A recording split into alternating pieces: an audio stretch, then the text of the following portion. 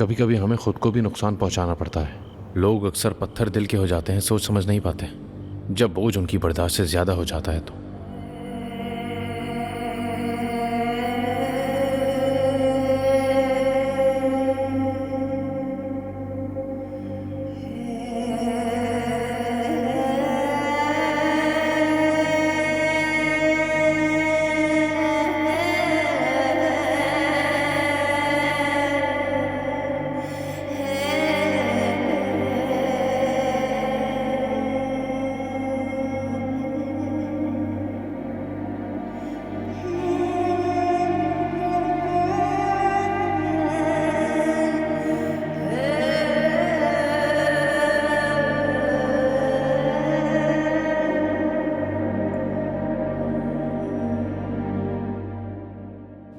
अल्लाह का बहुत शुक्र है अजमत साहिबा, हम बच गए।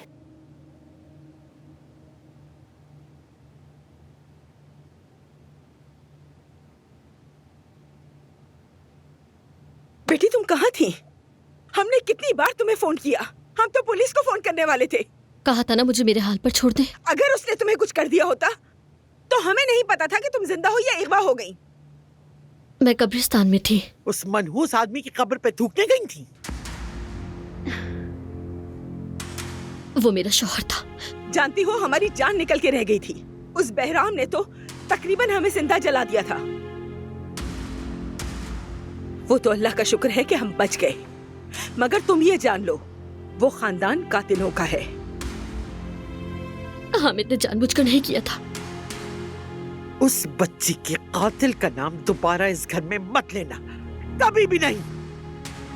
देखो हम किस हाल से गुजर रहे हैं उस आदमी की वजह से सुहा। और मेरा अदनान भी अब उसी की वजह से जेल में है।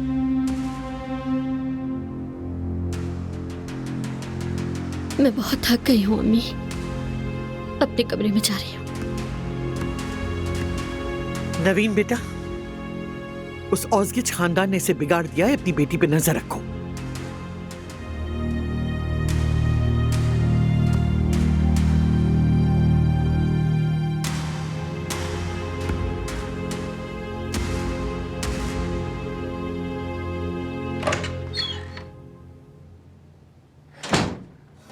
Ne feryat edersin divane bülbül, ne feryat edersin divane bülbül.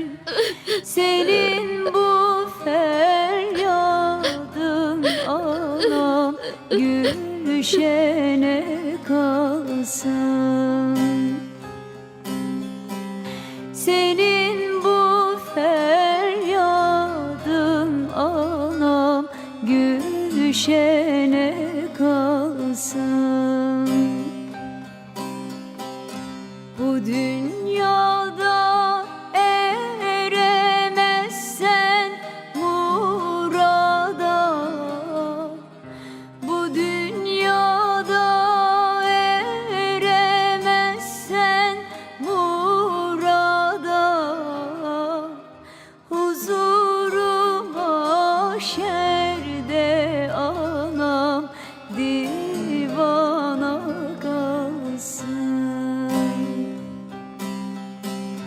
Huzurum mahşerde anam divana kalsın.